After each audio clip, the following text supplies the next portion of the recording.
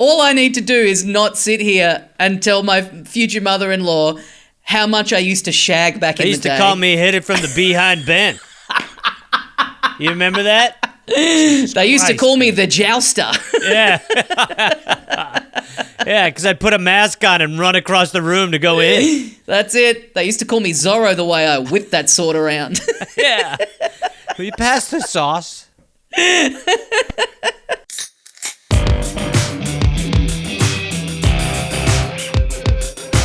Hello and welcome to another episode of How to Do Everything, the podcast where I, Tommy Dasilo, am joined each week by a special guest who attempts to turn me into slightly less of a useless little moron. Today on the show, I am joined by Gareth Reynolds. He is going to teach me how to charm your partner's parents, how to give the perfect wedding speech, and how to not park like an absolute dickhead. If you are listening to this hot off the presses and you live in Perth, I would love you to come and see me at my new stand-up show, Main Character, which is on now, January the 29th, as part of the Fringe World Festival. It is on until February the 2nd, and it then goes to Adelaide on February 21, Melbourne from March the 26th, and then Brisbane and Sydney are in May. Tickets are at tommydasilo.com. The show is looking great. I would really love to see you there. It is a show about how, among other things, I got lost in the bush on the way to a wedding and nearly died. So, yeah, that should give you a little taste of the kind of stuff that I get up to in my life outside of doing this podcast.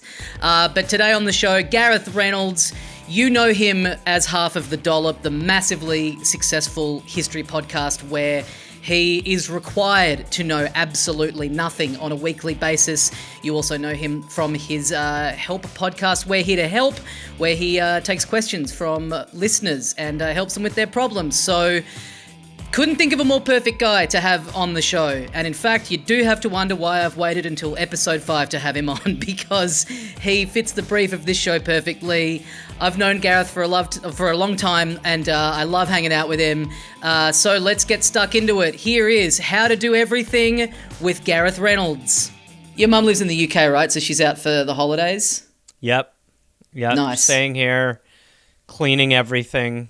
You go right back to... I'm 45, and I go right back to, like... I'm this is 20, and she's visiting me at college.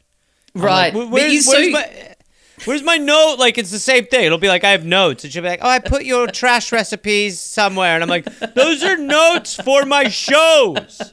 Those are big boy notes for a big boy performance. Yes. You revert even when it's, like, in your house? Like, it's your zone.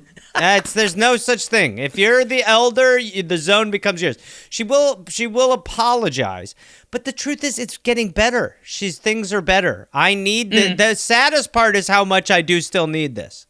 Yeah, that's a good point. Every time my parents are here, I get annoyed at them meddling, but then Dad will find something that needs fixing, and he'll just kind of disappear from the table, and he'll come back and he's like, hey, that door was creaking and I just dealt with it. And it's like, that's so annoying that you got in there and meddled, but the creaking was really annoying me, so I am thankful. I need someone to do it for me. I let her go. I just know certain things. I'll be like, there was a thing I needed, and she'll go, oh, I haven't touched anything. I'm like, you've touched everything, so it's definitely on your fault somehow, but it's okay. The price I'll pay is the watch battery. Wherever the watch battery, I'll pay that price for you to be here. And exactly. The oven's never been better. So this is one of your expertise areas, is you're good with parents. So like that extends to like other people's parents, your own parents. Yes. Like that's a good, I mean, because typically people's parents, they step in, they do this kind of stuff, and then you get riled up by it. You take the bait, and then it becomes a fight. But that's good advice. You just got to sit back and let it happen. If they're gonna come in and take over, it's like going to the doctor. If the doctor is going to do something to you, it is for the most part going to be a net benefit. It might be painful in the moment. There might be some tension. It might even cost you a little bit in this country. But at the end of the day, this is for the overall good. So don't get riled up. Let it happen. I guess, though, with the doctor analogy, if it's anything like my parents, then it would be like a doctor who then every time you see the doctor again, he's like holding it over you going, hey, I cured that cold. Never forget it. You came in here, you didn't know what the hell was going on with your body, and I fixed it all up. Pretty good of me, right? I'm the guy who cleared up your rash.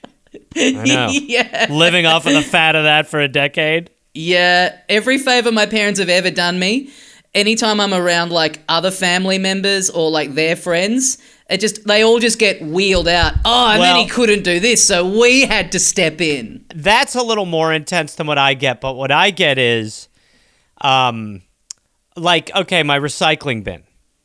My recycling bin was just a little plastic, not little, but you know, its own plastic trash can, and because I didn't want to use plastic bags in it, I would just throw it directly. So, look, not the best thing, but it was fine. My mother insists on getting a nicer, bigger one that's just a bin with no lid, and I'm like, sure. I get that. It definitely looks better. Now, we'll be driving the trophy around the neighborhood for a while on an act like that. So put it, you know, she'll put it there and then, oh, that looks much better, doesn't it? I'll go, that looks better. You know, 10 minutes later, we haven't had enough of that car. Oh, it does look a lot better. It looks better because, yeah, no, I agree. It's more proportional to the regular trash. So you're right. Yes, it does. It just has it matches more. It does. Yeah. 20 minutes later. I can't get over how much that's improved that area. The area looks more spacious even, and I'm just sitting there going, it's a goddamn bin. It's a fucking bin. Really? You can't get over it? Yeah. I wouldn't have picked that at all. Yeah. And I'm just going, I'm like, lady, drop it. But so, hang on. Also, this conversation that we're having right now where you're teeing off about this, I assume your mother is still currently in just left. Just left. Oh, right, great. Just left. Great. I have freedom to rip. Yeah, there was a bit of a different vibe to the conversation. Oh, yeah. All of a sudden. When she was, no, but then before she left, after she talked on speaker, I told her what I was doing, but I guess it didn't register. There's no respect. And she did walk by and say something to me, and I just went, what are you doing? But you know what it is? It's like it's the 45-year-old equivalent of like when you're a little kid and you'd be playing a video game and your parents are vacuuming and you're like, Mom, I'm trying to play it's like hearing yourself say the words, Mom, I'm podcasting is like. Yeah, I didn't even want to say it. I couldn't say it. I gestured. I was like, come on. I wouldn't say like I'm working because I wouldn't. That would be really crazy. Right. That's a stretch. Yes. That's a real stretch. Yes. I am paying you though. You do get healthcare benefits for doing this show. Yes, we're all, listen, in some way, checks are coming in from this somehow. And you're benefiting. That she's going to, like I told you, I'm ordering her sushi. She's not paying for that. My folks, my dad delights in every time I'm over there, I leave something behind and I get this, gleeful, you forgot your sunglasses, and then a photo of the sunglasses. It's like, I know what they look like. You're not lying, Tommy. They're here. And then, God, when he was around here the other day and my dad left like a cooler bag behind and I was just absolutely rapt to wheel that one out. I was like, I've got you, you son of a bitch. Felt like The Fugitive, just Payback my dad time. at the end of the tunnel. Swear to God. You must be losing your mind, old man. The whole bag. Yeah, a whole bag. That's great. Are you the guy that's like good with like when you're around your friends' parents? Are you the guy that's able to charm other people's parents? Well, like most, look, I think at this point I get lucky because I start with a good base level of he's a comedian, and if there's interest, it can go one of two ways if they go and watch something. Yeah, okay. But regardless, you start off with, but even before any of this, even before I was living this beautiful life where my mother replaced my recycle bin and I just bought her sushi while she just shouted while I was recording in a corner. You find it. I'm good with parents, and then my girlfriend's parents have always been very good with that. Okay. As well. Okay. And that's a very good one. You find it. Okay. Don't push it. I do feel you're totally right. Doing comedy, it does, and a friend or partner's parents knowing that, it does give you that little bit of license to be. They probably forgive you being a little bit cheekier than they might if they knew that you just worked at a bank or whatever. Well, like my girlfriend's dad, we're very different individuals, but he likes stand-up. Yeah. So once I came in and he had jokes for me, and once I could kind of volley back on the fly, he was in.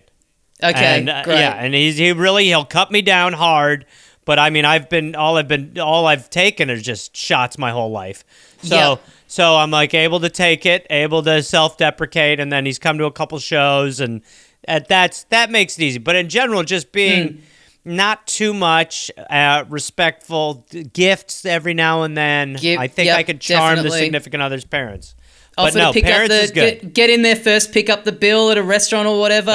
It's not hard. It's not hard. It takes very little, really. It is hard in the sense that I'll go like, that was a very large bill. Yeah, and especially when it kind of goes a bit unnoticed, when it's just everyone else just thinks I'm like my mother. I'm like, boy, that check was not. Yep. That wasn't nothing. You want it to register in some way. Yeah, I'm doing the recycle bin. Yeah. Yeah. Life is just one big recycle bin that you're just wanting people to notice that you. I don't know if anyone saw the tip, but if they did, I don't always tip that big. But she was exceptionally nice during people like talk. What are you talking about? The bill. That's fine. The check. Did your mom know? Your grandma know I picked up the? Yeah. So either way. I've mostly, Lauren, I haven't spent a ton of time with her dad because her family's from Perth, but I've, what? Yeah, I've spent a lot of time with her dad. Yeah, right. He's a hell of a guy. Okay, and what's the implication here? I'm sort of not following what... Oh, I'm just saying he and I have spent a lot of time together. Yeah, okay. But in, golfing or, Golfing, we played pickleball. Okay. We're the metal detector guys. We're the guys down at the beach early looking for metals, precious metals. I mean, this is great because what you don't know is that this is true. He works at a rehab, so Yep. You've really stitched yourself up there. Yeah, that's why we get along so well. I went to Perth for a tour. A no-show tour. I pretty much most girls I've dated have had a father who, rather than be like, oh, you do comedy, that's cool, he's a bit of a fun guy, it's been more the personality type of the older guy who's like, I'm going to take this prick down. Yeah. And the first meeting is like, so my ex who I was with for a number of years, first time I met her dad, I had just been in this series of ads for a bank here, and in the ad I was dressed up in a big foam letter C, spelling out like a slogan from the bank. I can see where this is going. The ads have turned up on TV. We turn up to meet this guy for dinner.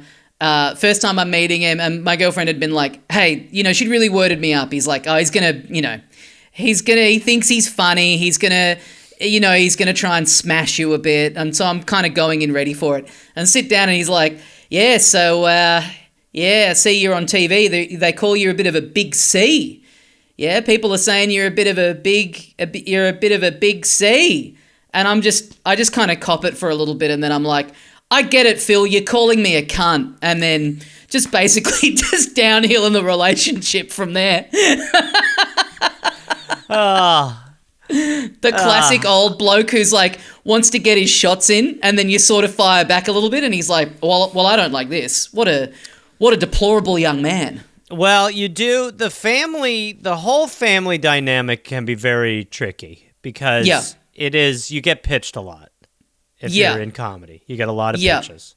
Yeah. You want the guy that's just like, likes to come to a show, likes the same stuff. I mean, getting comfortable around. I mean, for me, I find that when I met Lauren's family, when I met her mum, we went over to Perth, and we were also there with her sister and brother-in-law, and so they've been together for a long time. They got kids and everything, and we're sitting at the table. It's my first meeting of the mother, and I'm doing everything I can to just stifle literally every impulse that you have. Yes. Just convince this person that you are someone entirely different to who you actually are. Yes. And I'm sitting there and I'm basically just every thought that pops into my head, I'm like, don't say that. So I'm just sitting there like a mute. Yeah. And we were talking about, do you know the show Married at First Sight? It's like a Australian disgusting, trashy reality show.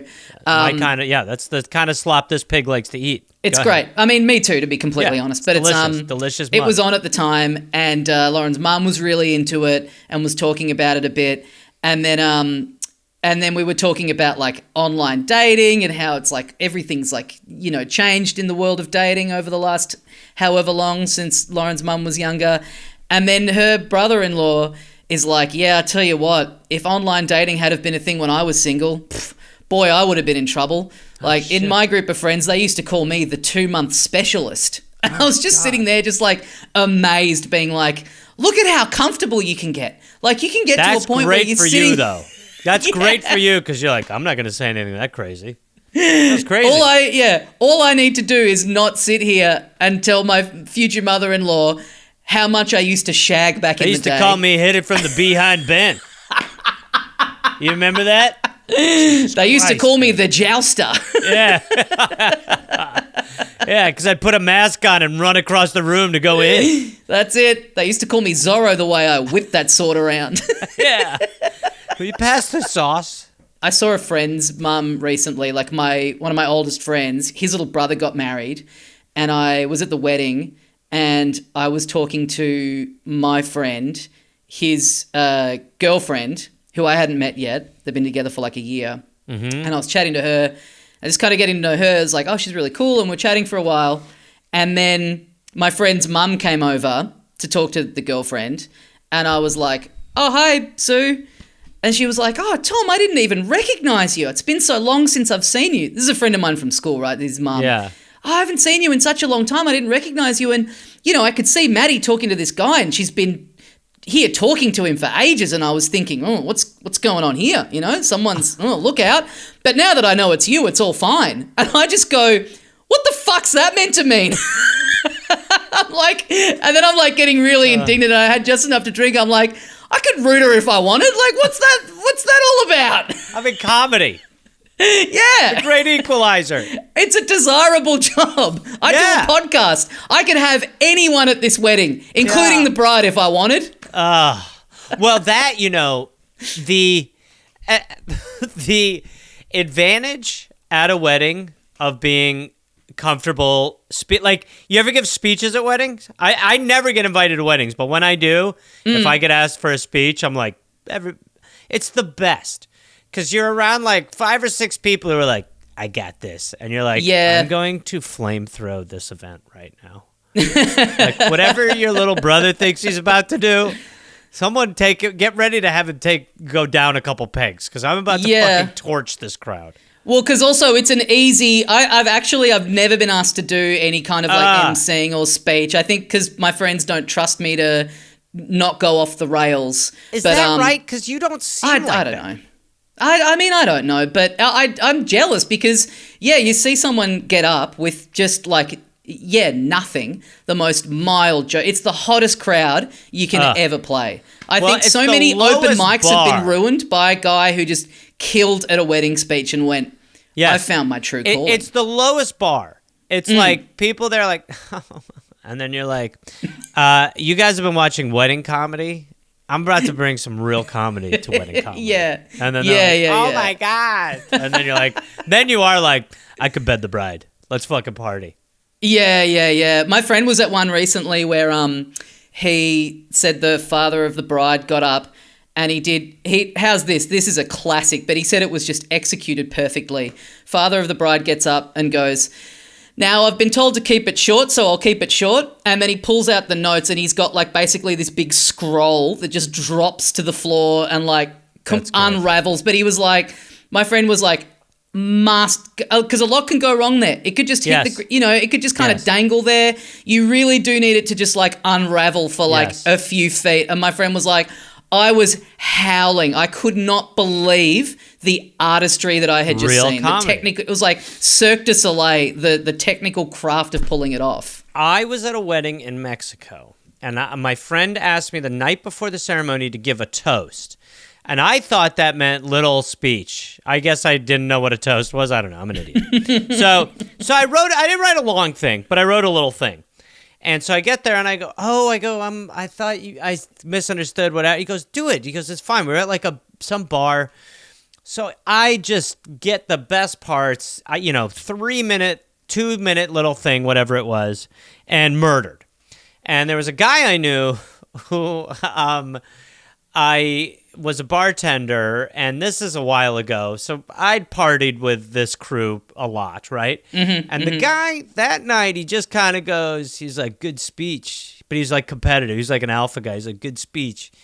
He's like, I give pretty good wedding speeches, just so you know. And I was kind of like, okay, cool. I don't care. Yeah, I don't give a fuck, whatever. So then the next night at the wedding, they open it up for other people to give speeches. And I'm sitting next to this guy, and it really was up his ass how well my little thing went over. Again, a very small, it wasn't even the full wedding. It was like 20 people, but it stuck up his ass. So he goes, I got one. I saw the groom's face like, and the guy got up, and he talked for so long. Mad. And he started swearing. There's kids there. It's a wedding. He started swearing, and everyone's like, ah. And the whole thing was about how it was like he started telling this story about this picture frame, how he thought he'd lost this picture, and the guy who was getting married helped him find the picture because he knew it was an important picture. And at one point, someone had tried to flush the picture frame down the toilet. Everyone was like sitting there like, what is going on? And it was like the worse it was going, the more he was talking. And then... So everyone was like, what? Like it ended, and he sat down, he goes, told you I know how to give a speech. And I was like, buddy, you just ate shit for 9, like everyone hates you. Yeah. So it was revealed later that as he started that story, he realized it was a story about a bag of cocaine.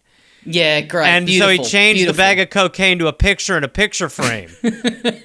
So it was like this long, weird story about how he couldn't find a bag of cocaine. He thought someone had tried to flush the cocaine down the toilet. They were both looking for the cocaine, but he changed it to a framed picture. So everyone was like, what is going on right now? He's like, he's just a really good friend. Now, what do you think's more respectable in that situation? To do what he did, the pivot to just change the object, or to kind of go like, look, the story really hinges on being about a bag of cocaine. Tommy, and I know there's kids and family members here, but if you do a bit of, if you try and do a bit of wink wink kind of gear. It's a third option, which is before you get up, you go, I can't tell that story. It's about a bag of cocaine. Yeah, but in this person's head, there is no third. The third option doesn't exist. Which is just, it's where you've completely lost me. Out of those two, you do the picture frame one, but it's horrible landing. I guess it's like with the picture frame, you bomb to everyone, but if you find a way to cheekily, subtly mention that it's a bag of cocaine, some people are going to be like, look, inappropriate, but funny story. If you straight up started talking about it as a bag of cocaine, it would be probably the best thing I've ever seen at a wedding. Yeah, exactly. But you're talking about an 8% hit. Yeah, sure. And he instead of like 8% Hall of Fame, 92% wants you arrested, he went, I'll go with 100% are baffled by me. But that call should have been made in the seat. 100%. He'd been thinking about it for 24 hours. Like, he should have been like, that's a good story. But instead he was this is bag of cocaine. Yeah, and especially that the motivation was you. Like, he's thinking of you having killed and being like, I've got just the thing to take this prick down. He couldn't handle it. Yes, he couldn't handle it. Well, this taps into some good advice that I got recently. So I'm getting married, and I would love you to be there, Gareth. If I send you an invite to a destination wedding that's a 24-hour flight away, you making the trip over? You know what? It's because you and I are buddies, but I'm probably not get invited to your wedding buddies. So that's why you do it, because it's an insane ask that you know is not going to happen. But you still send it because then you get the credit. Exactly. Yeah. But then you get to one-up me and be like, well, guess what, bitch? I'm heading out. You RSVP, yes. And then I go, well, if he's coming, I may as well make him best man and get him to do the speech. And then you're up there telling a long riff about a bag of cocaine. Just like Tommy and I one time snorted a whole picture together. Mrs. Dassalo, lovely to meet you. Let me tell you, back in the day, I used to fuck. I really used to get around. Boy, they used to call me "hit it from behind Harry." You know what I mean? But the piece of advice that I got, Gary, that was my name.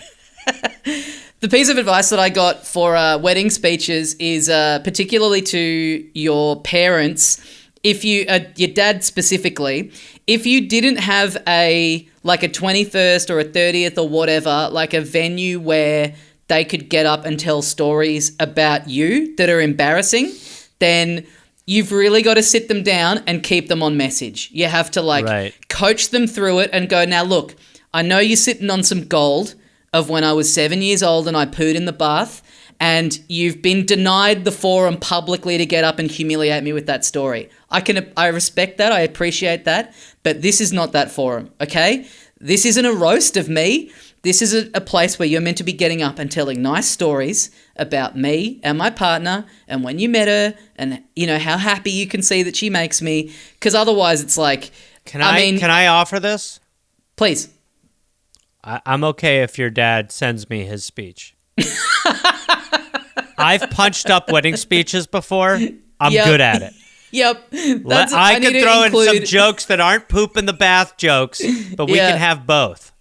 I need to include on the RSVP, it's like, yes, no, but I will make myself available for any writing work in the speeches that needs to be done. I'm available for punch-ups. Uncredited punch-ups. Yeah. No, but I will do a speech over Zoom if wanted. I gave a friend of mine some punches to a speech a few years ago, and it murdered. And I was sitting there just like a producer, like, yes. And are you, because I know some people when they do that, comics especially, they can't help themselves. They've got to be like elbowing the person next to them, being like, I gave him that one. You see that recycle bin? You know what I did? I think the intent was there to do that. But I think when people were congratulating him, I came over and I go, I told you that if you move that there, that would be pretty good. And he was like, yeah, thank you. I was like, oh, I helped him a little bit. I did that. Yeah, that's nice.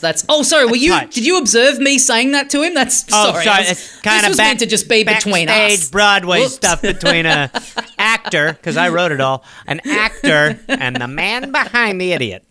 Yeah. Don't tell anyone, because the writer's strike's still on, so I can't. I'm not even supposed to be doing weddings, quite frankly. Picket non-union. Line. There is a union between a lovely bride and a lovely groom, but that's the only one.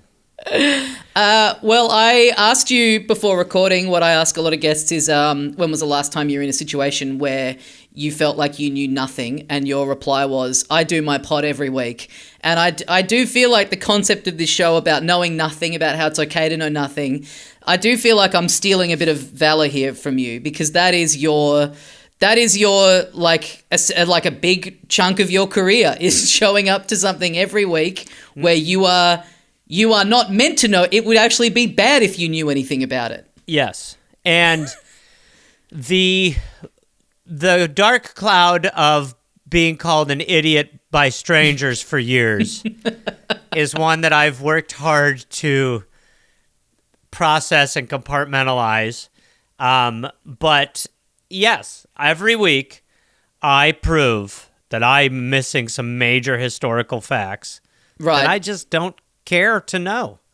And at a certain point, there's certain stuff that really interests me. But we just did Ben Franklin 3 episodes.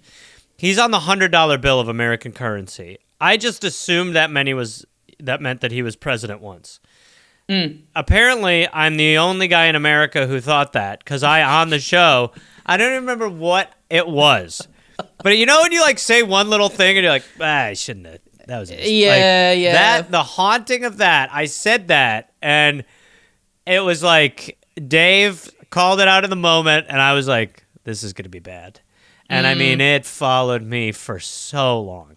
Yeah. So when we did a 3-parter, the jokes. Just imagine 3 parts. I bet every fan was just like our greatest president. I was like, yeah, it's totally like it's bad enough just in conversation hearing something come out of your mouth and just immediately see the reactions on people's faces around you where you're like, oh, that's not a real thing. That makes no sense. Yeah, but when the mic is on as well and it's like, oh God, I don't even edit this one, so I just have to live with this now. Live with it. And then also it was like early too. I can't remember. It was like early episodes. So it was like a lot of people were listening to it and it was really a bad one. Yeah. Yeah. So I've had to grow very comfortable in my role of being looked at as the man who knows nothing. I mean, it really takes hold after shows. We'll do like Q&As and like instead of like our after show like meet and greet thing. Yeah. And those people will really let it rip. Those people will be like, obviously Dave does everything and you have a chimp's brain. But my question is, how do you know, I'm just like, yeah, okay, I'm right here. Like there's because of the parasocial relationship in podcasts and stuff, sometimes people will come up and just be like, hey, dumb shit. So I was curious, would you eat dog crap if I gave you nothing? And would you think that was money? Like I can slow down and I can speak slower if you need. Yeah. Just let me know. I can see its head's not processing super quick. I'm like, I hear you, motherfucker. But you're trapped in this world where, like, that's, you know, it's your job to be that guy. Yeah. And so even if you kind of did the show for a little bit and you got into this realm where you're like, oh, this stuff's really interesting. I'm going to spend a bit more of this is kind of, you know, given me a bit of a desire to read more history books. It's like you are trapped. You can't do that then the show, the dynamic and the concept of the show falls apart. It's actually very professional of you to remain so stupid, no offense. Thank you. We were there on Australia, probably 3rd tour, and there was just some documentary on like Lincoln or the Dust Bowl or something. And I mean, we were just killing time. We were in this like big loft, and I just like, I'll just watch this fucking thing on, you know, whatever, Lincoln or whatever the fuck it was. And Dave walks by and he looks at it and he just goes, I have my earbuds in, you know, he goes, hey, he goes, what are you doing? No. And I was like, oh, I don't know. It's just about like Lincoln. He's like, no. And I was like, yeah, you're right. So I was like, I can't watch it. What I do is I cannot help myself. I've watched a lot on FDR and World War II. Right. That I've watched a lot of stuff on. But outside of that, I do. I'll watch history on other countries, but America, I will be like, well, okay, I just let it go. Do you have like a special cable service at your house? Like, you know, when you're on an airplane and they've like cut out bits of the movie. It's like Dave's got I put on the parental guidance thing. Yeah. Like, my son gets very agitated by American history. Can you block that? Certain things just blurred. Certain things just bleeped out. Like the Constitution in a movie. I'm like, what are they holding? Quiet, idiot. What is that? Well, you know, in 1876. Why come those fellas writing on that? Yeah. We hold these to be self for. You're like, why do people follow this? It kind of makes no sense. There's still these words missing. Shit. Bizarre. Yeah. Hey, why did Kennedy stop being president? Last I heard, he was in a great parade. You could, if the dollop didn't exist, you could like invent it now as like a dystopian, like Blade Runner style movie about a guy who is kept in like basically a sensory deprivation chamber. He wants to learn, but it's so important to the people that he know nothing. And they wheel him out into a coliseum once a week. He is pure. And grill him. Keep him pure. He is pure. Keep him knowing nothing. Keep him pure. And like when they like hand me my slop every day, some guy's passing me notes. This fat land was founded under genocide. What? What the hell? Shh. Well, yeah, I'm sorry to get in on your turf here of knowing nothing. Cause, no, it's nice it's nice. I found a community. Yeah. I'm forming a union, but we can't figure out what it is. So soon. So things that you are good at, areas of expertise for you. You said driving is a big one. I don't think I ever knew this, that you used to be a valet driver. Yeah. So there's a couple on this one. So yeah, when I was in college, the last 2 years that I was in college, I was working weekends as a valet, and then I needed money to move to LA. I mean, I've been like saving money, and I was making like pretty good money. I was working for the most corrupt company. Like, so it was like you basically could steal from them and they'd be like, we don't really care. Just don't get caught stealing from us. That was literally the rule. Yeah, right. So then I after I graduated, I was like, well, I need to raise money to move to LA. So I was like, well, I loved valeting. I loved it. Right. So I was like, I'll just stick around. I'll valet a little longer. So I did probably about another 7 months there valeting, and I go into the company and I'm like, hey, I'm more available. And it's a huge company, but they liked me. So they were like, well, why don't you run the valet at a location? So be in charge, work 6 nights a week, and not, have my own the one restaurant I work at. And so I ended up working at this one fancy ass restaurant. And so I did start to like cars. Like I never gave a shit about cars, but then I started liking certain cars. Like I started to really like Audis, and I would be able to drive Ferraris, all this shit. Hell yeah. And that made me start to really go like, okay, I like cars. So I think I got better at driving there. And then in general, I just felt like I was like, I am a good driver. So then I had a Travel Channel show that barely aired out here. And one of the episodes, we entered a demolition derby. And I won the fucking demolition derby. And it was a stick shift, and you could only drive in reverse to hit people. So if you're going to hit someone, you had to hit them while you were going in reverse. So you just get a beater car, like a car that's not going to last long, and then you just fucking ran. And it was 12 cars, and I'm like seeing some motherfucker reverse at me, and I'm like, Jesus Christ, just getting it into gear. Your car's smoking. It's like a little dangerous or whatever. But then I was driving around, and I was like, holy fuck, it's like me and 2 other cars are here. And then in front of 1,000 people, I won the demolition derby. And that was when I was like, that was dangerous for me to know. Because then I was like, I'm the best driver. That's an amazing, 2 ends of the life experiences that make you interested in cars. Like they could not be further apart. Yes. Parking people's fancy cars and then smashing the shit out of them, and then just that was also a thrilling story for me to be on the other side of, because I felt like I was watching TV when I was 12 years old or whatever. Because just the concept of the valet and the destruction derby, 2 things that just do not exist here in Australia. I don't know if we have. Valet's pretty common there, right? It's pull up out the front of a restaurant and someone parks in every big city, absolutely. Yeah, sure. Yeah. I think maybe a really, really, really fancy hotel would do that for you here, maybe, but it's not common at all. But I remember seeing it in movies and TV shows as a kid and being like, yeah, that looks like a sick job. You just hang out and drive people's car to a garage, and then it was great. I absolutely loved it. I've at times in my life been because I think anyone involved in entertainment, you if you have any success, you have imposter syndrome, and you go, well, yeah, it's gonna go away. Everything's gonna fall apart at some point, and whatever. And I have that, and so I'm always valet. I'm like, I could go back to valeting cars. Now, when I was in college and I valeted cars, I looked at someone my age and I was like, that's pathetic. But so it would suck, but I would do it. I would be I did love it. I loved it. Yeah.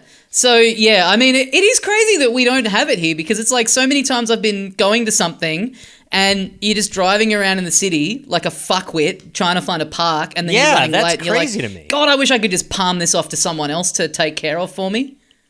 It is crazy that Demolition Derby is so America. It's so stupid. There's no point to it. But I will say winning one was fucking awesome. I'll bet. What do you get for winning? Awesome. We got a trophy and a bunch of high fives. The glory. Yeah, it sure. Was pure glory based.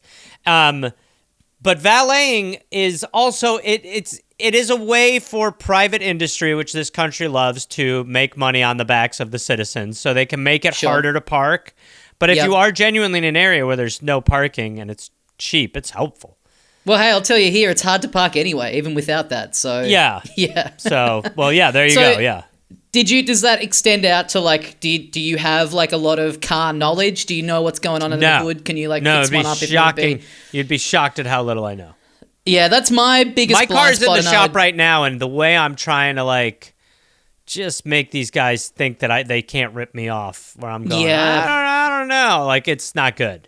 I go the other way. I kind of try and flag it early, and I know that maybe makes me a patsy, but I'm hoping like if I present myself as so dim-witted and knowledgeless, like they'll take pity on me and be like, "This, you know what? There'd be no thrill in this. It's too easy. Whoa, He's I not going just to put up figured any up front fight." was another trunk. This guy's an idiot. Exactly. Yeah. No, I mean, I try the other way. I try to be like, you can't screw me, Yeah. but they can screw Yeah. me. I would love, I mean, my dream on this show would be to have like an entire episode with someone who knows about cars. Yeah. And we just do, for all of us out there, for all of us men out there who getting emasculated by our girlfriends having to like, you know, put air in the tires for us and check the oil. We just do a real masterclass in how to improve yourself and how to improve your knowledge. Like Manning. my car once broke down, and I was waiting for the tow truck, and I get out, and I think I got out and like I'd slashed my tire like coming into the curb. So I was like, well, I can't drive, and so I'm outside. So I've seen this, and I've called the mechanics, called the tow truck, and they're like, oh, we'll be 45 minutes to an hour. It was the middle of winter here, so it starts raining. And so then I'm taking cover under this tree that's barely shielding me. I'm getting super wet. Why not get in the car? And then the tow truck turns up, and he's like, why weren't you sitting in the car? And I'm like, that's a really good point. Just in my head, I was like, well, the car's broken. The car's out of action. The tire doesn't work. He's like, did you lock your keys in there? I'm like, no, I got them right here. No, they're here. Do you have an extra jacket? I only have one in my car. I just drenched. I'm like, That is completely crazy. wet. It's maybe. That and is it's some a pretty, next level stuff. Yeah. It's a crowded field, but it might be the dumbest I've ever been. That is dumb. It's really dumb. Yeah. Honestly, it was a pretty tough 24 hours after that. I was like, I think I should put rocks into my your pockets and just walk relationship into with the that ocean. guy is toast. It's like that guy's like, boy, I don't want to talk to this guy. This is awful. This guy's But crazy. that's what I mean. It's like that mechanic turning up. He's like, I did feel like, I mean, if he fleeces me, he has to live with the fact that he's picking on the mentally impaired. Yes, So, right. you know, I did feel like I got a decent rate on just him being like, this man has nothing. He'll probably be dead in the next, like, month from just... Being outside too much. yeah. Well, it's dark. I better go to my yard for the night. I can't be in my house. There's dark in there. A light globe blew in there, so the whole house is... Now I live outside of it. So, you know. Yeah, I mean, I've done so much stupid car stuff. Like, yeah. Are you good? So you would get...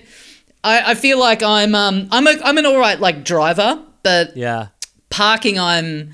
Like, the number of times I'll park somewhere on, like, an angle or whatever, and we'll get out and I'll just be, you know, walking off to wherever we're going. And Lauren's like, where do you think you're going? That is what you have just done is an abomination. I'm a good parker. Here's one time I think it was like I had my girlfriend at the time and she fucked something up and we had to get like, you know, a drive that would take 2.5 hours. We had like an hour 45. And I was like, she gave me the keys to her car and I was like, may I just fucking go? She was like, yes. I was like, let's fucking go. That's my dream. And I got us there. She was like 10 minutes late. Like if I have to have a skill, and I don't employ it anymore because it's too much.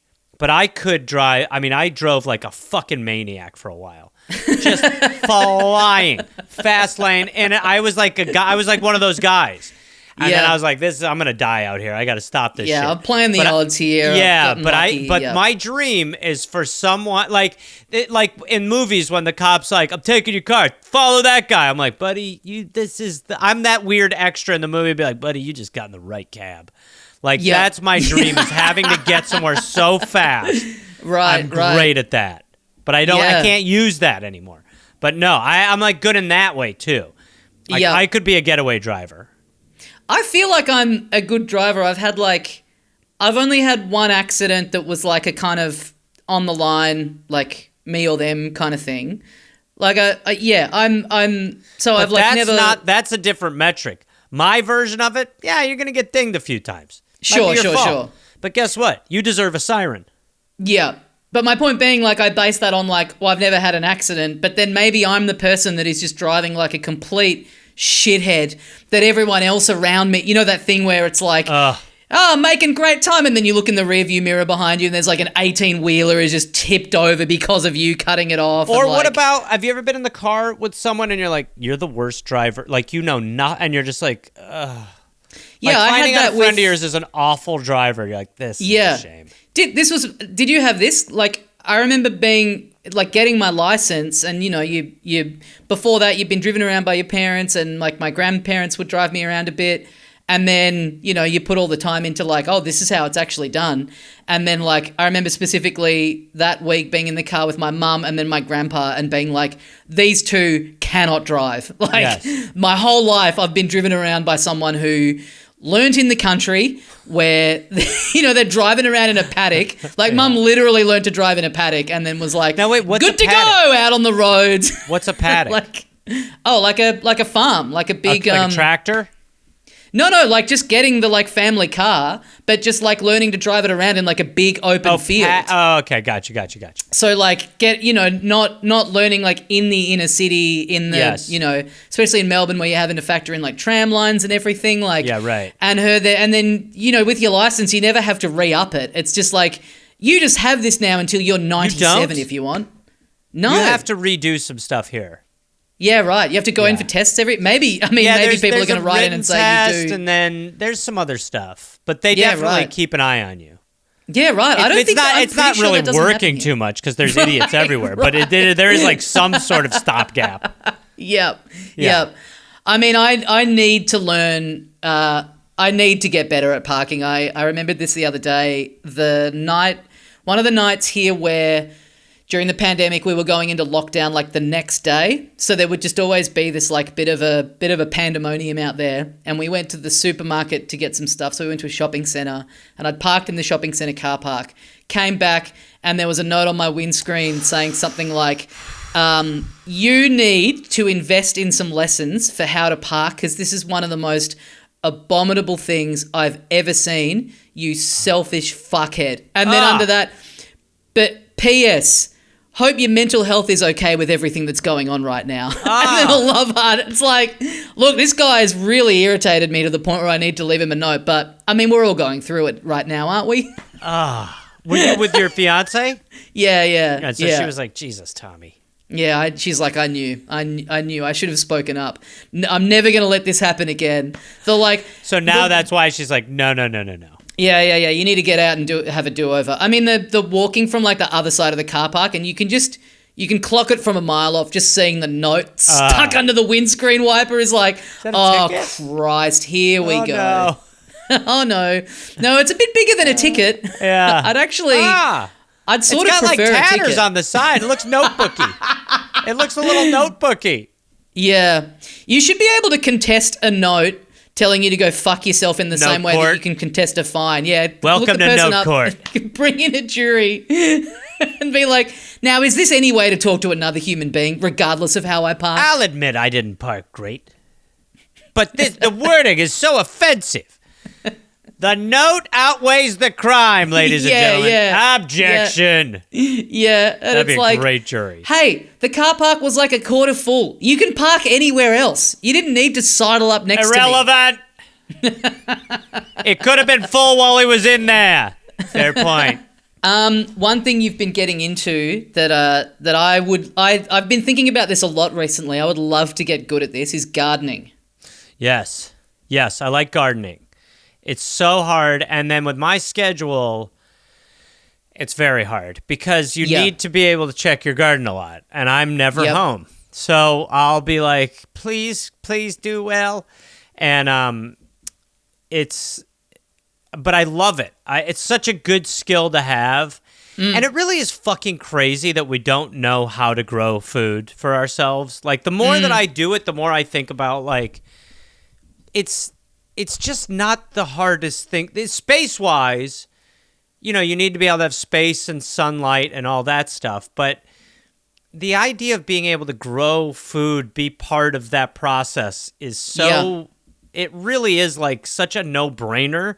And then in my lifetime, I never even thought about it. Now, my mother is really good at gardening, so she'll help me with stuff and helps me kind of understand what it is. But, really, it's just good soil, planting seeds, and then keeping an eye on them and not fucking overdoing it or underdoing it, which is the joke. But it is great. I mean, it really is. It's like I had a bunch of lavender growing, because bees love it. And then so I would be out there. I'd be like, look at all these fucking bees. Look at all this. Like, I'm eating my tomato. The thing is, it's not enough to just have a couple planter boxes. Like, if you really wanted to grow for yourself, you have to have so much. Right. But so it would be like, I'd do all this work and I'd be like, look at that. 5 tomatoes. So it wouldn't be a ton, but I do love it. There's a connection to that. It is very nice to do that. I do think it's something like my dad was always into gardening, and I don't know if you feel the same way, but you look at it when you're younger and you're like, look at this old man out there, he's lost his mind. And then all of a sudden you just cross this line where you're like, man, that looks really nice and just a good zen thing to be into. Like, put some music on, put a podcast on, just get your little gloves on, just get out there and get in the dirt and enjoy a nice day. There's so much stuff that your life is really recognizing that the people that you were mocking who were doing things at an age they had not lost they just comes with certain things I just start to like as I get older. Yeah. And I'm like, I was saying this to my brother the other day. I was like, all of a sudden I was like, I like jazz. And I was like, I've had this. Yeah, I've had this totally. My whole life, I was like, jazz is so fucking stupid. Yeah, big time. And then I was like, in the right mood. Yeah, jazz is awesome. I don't think I've got it in me to ever be even decent at it, but I'm really starting to see the appeal in golf. I've got to be honest. I like golf more than I ever have. I don't like it, but I definitely am more like, it interests me. I think it is? I think we should get rid of golf courses. Sure. But while we're living in this prison that we've all, collectively decided we're living in, it is, of course. It is an enjoyable sport. Yeah, I think just conceptually the whole thing around it too. I mean, I guess it's maybe something about like, here is a whole day where the whole point is to just go incredibly slow and just take your time. You've blocked out the day. It's not about like getting it done as quickly as you can or getting to the finish line. It's about being out there with your boys, telling some racist jokes. Yeah. It's like, drinking, soaking up the finer things. No, it really is like, it is enjoyable. And you are like, I'm tired. Like getting tired, all that stuff. Sleeping earlier, all those things. But gardening is one of those things where, it is a nice connection to nature. What was your in point? Was it your mother being into it? Because for me, first of all, we live in the inner city, so we just do not have we've got like a paved courtyard. Yeah. So it's kind of out of the question here. I would one day love to live somewhere with enough room for a garden, but also, I mean, realistically, in terms of skill level, I can barely keep an indoor plant alive at the moment. So it's like that's the training wheels of the true gardening. I need to get better at just remembering to indoor water this little thing in the house. Yeah. Exactly. And even that, I can't. So in 2020, right, I think I've told you this, I moved to Idaho, which is a kind of as far as it's not close to California. I mean, it's not super far, but it's a drive. It's like 20-hour drive. And I found a house that was cheaper than my apartment in LA. And so I was like, yeah, I'm just going to do this. So I did that, moved in the middle of nowhere, and it had 2 planters boxes outside. And so I thought, oh, shit, well, I should use those. So I started, I had a friend who came out there who knew how to garden a little bit. And so I just kind of started learning a little bit about it. And really was just like, just a couple times a day when it's hot and once every couple days when it's not. Get out there, give it a little water when it's not going to freeze or, and that really was. And then I started getting cucumbers and little fucking eggplants and and the cucumbers and like zucchini. And I was like, the cucumbers were like the best cucumbers I'd ever had. And that was when I really was like, okay, I really love this. I love just being like, I'm gonna go out to the garden and like get some basil or like, oh yeah, like that sort of like it just, I don't know, it just became that way, and I was just like, this is better. I started liking the farmers market, like going to where the farmers are selling their produce. I started doing that. I don't know, 15 years ago. I started pretty much only going there. Yeah, and then so I was like, that's way better.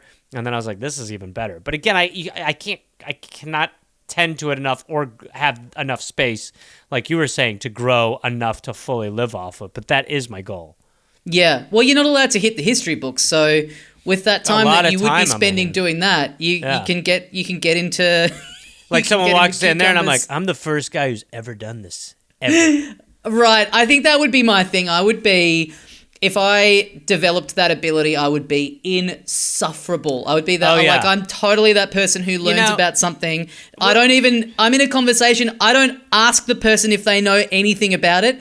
I just start going as if I just assume they know. Whatever the garnish is. Yeah. I only just learned. How could anyone else have ever known this? Oh, look at that. They put a little bit of zest there, lemon zest. I love lemons. I'm a big. I'm gonna grow lemons soon. I don't grow them right now. Little mini eggplants, though. I got a bunch of those. Yep. I'm loving those. I have a garden. Yep. God, look at me. I'm pointing. I got dirt under my fingers still because I was out there green thumbing. They call it a hoe. Welsh. They call it a hoe. Yeah, GAR. Bit of fun. It's a bit of fun out there. Yeah. We're having a good time. My knees lock up on me. Throw a little jazz on. Oh, my Lord. Well, yeah, what do you think's next? What's your next, can you feel anything bubbling away that is like a thing that you used to, look at as a pathetic old man pursuit that you can now feel probably yourself going in my pants. Probably just going in my pants. Just going toilet and whatever I'm wearing. So getting the adult diaper going on, or just going in the pants and then throwing them out? Diaper. Yeah, okay. Sure. Yeah, okay. Diaper. Yeah. Well, I think the next logical phase, soon enough, it might not be, but is to be a guy in a bar alone talking to younger people. Oh, yeah, the barfly. The pulling up at the, That might be my next, it's going to be a minute, but that might be where I go. That's a good one. That's a really good one. I do, like, I've traveled a bit I went around Europe by myself for like a month a few years ago, and you would see people in the bar just kind of by themselves and, striking up conversations with strangers. But and I'd be the nerd in the corner just like with a book, just like, no, this is all I need. Well, it's like a fine line between being an interesting stranger and an annoying barfly. The couple of times I've tried to do it, I've seen some people who seem like they got a bit of something about them that, like, these people would be open to meeting a new friend overseas, and you try and, like, get yourself in there and just really getting this vibe of, like, can this person please leave us alone? This man is pathetic. In my younger years, I have, like, in France, ended up, drunk, ended up where I'm like, whose house is this? Like, so it has, I have the gear.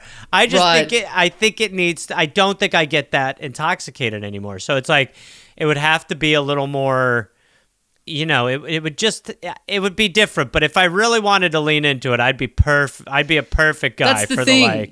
Yeah, at a certain point, you've got to seek it out, but people smell that, and it's like someone just trying to. Someone's like stone cold sober. Yeah. Someone sipping it a heaps normal, trying to like wedge themselves into your conversation. They're waiting it's for just like.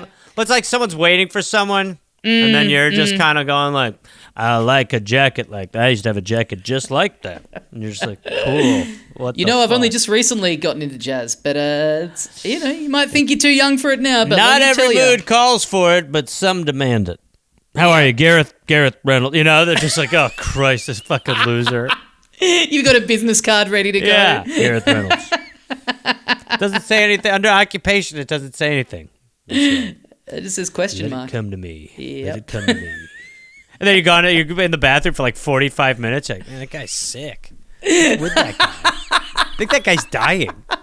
Yeah, I mean, as I'm saying it, I think if I met that guy, I'd be like, this guy's a fucking legend. Yeah, maybe. I mean, it's, again, delicate.